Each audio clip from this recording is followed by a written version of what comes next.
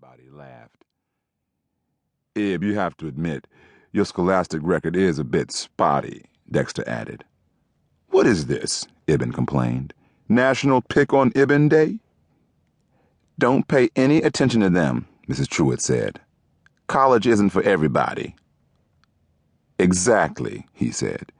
"You don't need a piece of paper when you make as much cheddar as I do."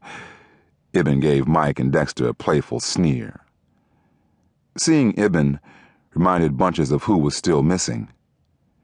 "Where's Colin and Stacy?" she asked. "Stacy was a little under the weather and couldn't make it," Tiffany said. "She told me to tell you congratulations." The three men groaned.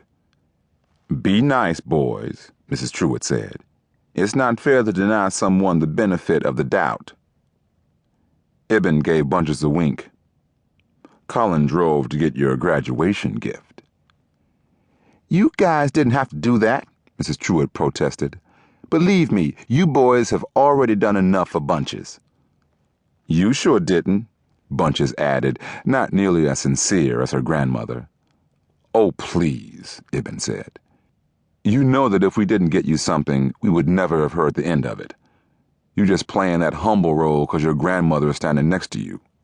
They all chuckled again. "Let's head on over to parking lot 8, Dexter said. "We told Colin we'd meet him there." Bunches slid one arm inside Dexter's and the other inside Mike's and looked up at both of them. My, I have two handsome escorts." Dexter cut his eyes at Mike over Bunch's head. "One handsome escort, Bunch. Maybe 1.5. "Come on, Dex. Why you want to sell yourself short like that?" Mike responded. "You're not that ugly." Bunches smiled. She loved all the guys, but she was closest to these two. They had been the ones able to devote the most time to her the last few years because they hadn't had full-time girlfriends. The group forged their way through the sea of graduates and their families.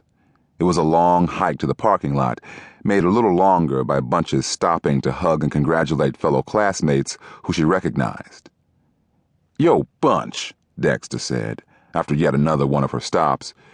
"You might want to keep the well-wishing to a minimum. I'm ready to go eat." "When aren't you ready to go eat?" she replied. Dexter flexed his massive right bicep, making the fabric of his jacket stretch tightly. "What? Do you think this studly body comes about without proper nourishment?" "He isn't the only one," Mike chimed in.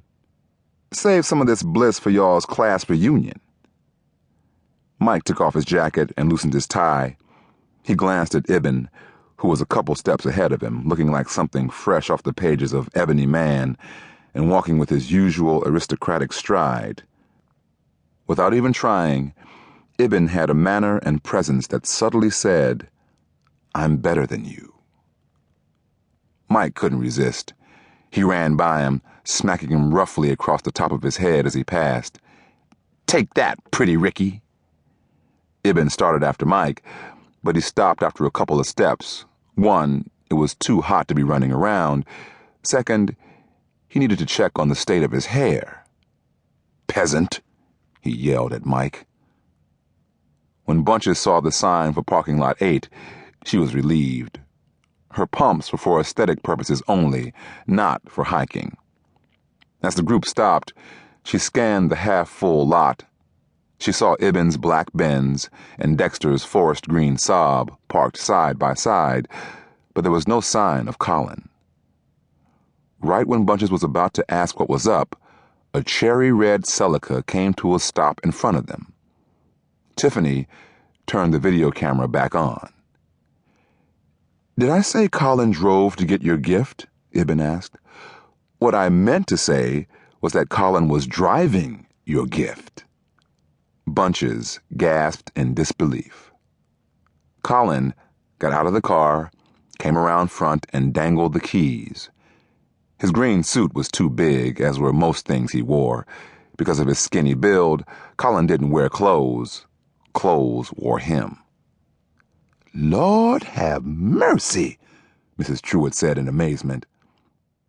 Bunches yelped at the top of her lungs and jumped into Colin's arms.